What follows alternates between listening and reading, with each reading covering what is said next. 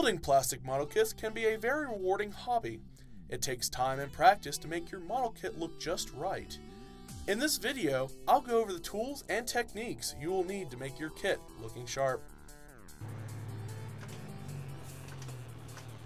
Now, the model kit I will work on is a Gundam.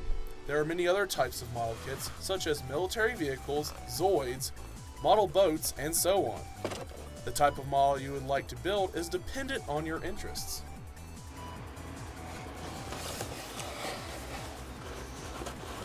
Inside the box, you should find these plastic frames, or runners, that you have to cut the parts of your models out of. Depending on the type of kit you buy, these can be molded into different colors or as one type of color. The models that come in as one type of color will have to be painted, but because this is not one of them, painting isn't necessary. In the bottom of the box, you should also find the instructions. These are obviously essential for the construction of your kit.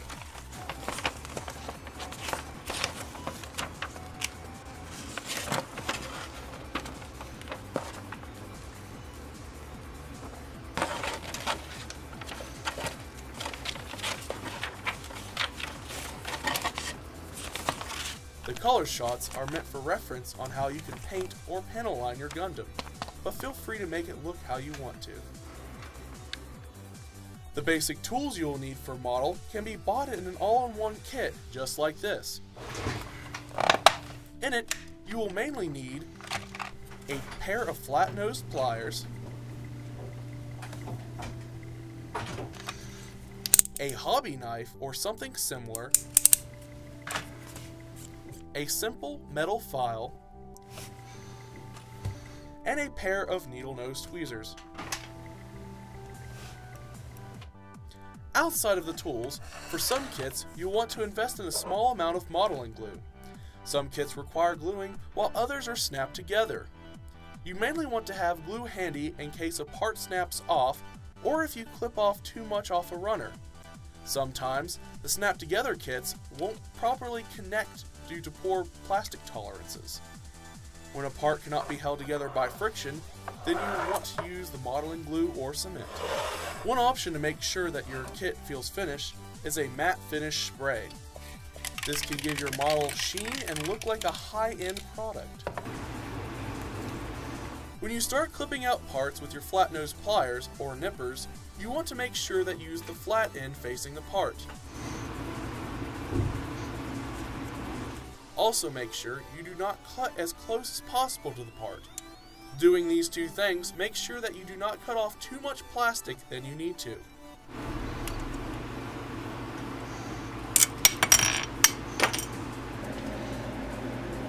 Once the part is cut out, you want to get rid of the excess plastic or flash mold. Start with your pliers and cut close to the mold as you can. Make sure that the flat end is facing down.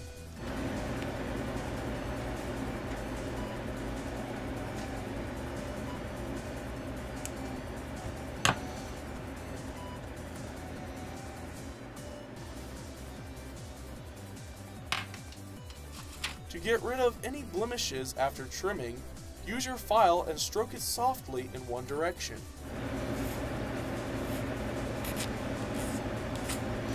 Going back and forth with the file will warp the shape of the mold.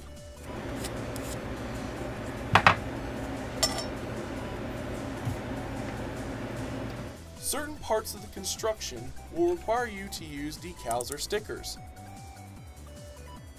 To properly apply a sticker, you want to take your hobby knife and get under the decal you need.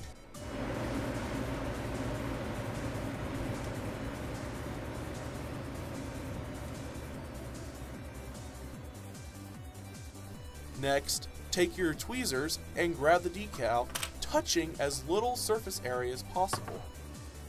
Glue can be added to help the decal stay in place, but be sure you know exactly how the sticker fits and that the placement is perfect before you use glue.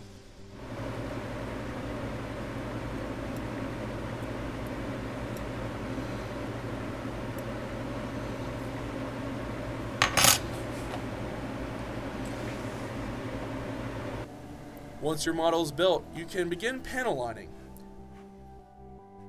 Now I've already panel lined half of the Gundam just to show you how much of a difference it makes to the finished product. Panel lines are a great way to make sure that your model look and feel finished.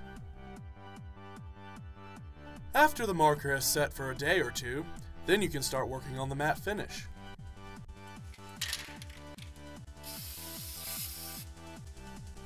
Make sure you spray in an open area. Keep the spray a good 10 to 12 inches away from the surface of the plastic.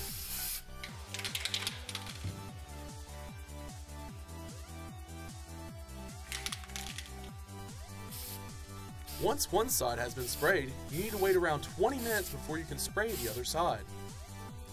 When both sides have been sprayed, let the part sit for 3 hours. And after 3 hours, the matte finish, now dried, you can complete your model kit by putting it back together. That's all the basics you need to know to complete a plastic model kit.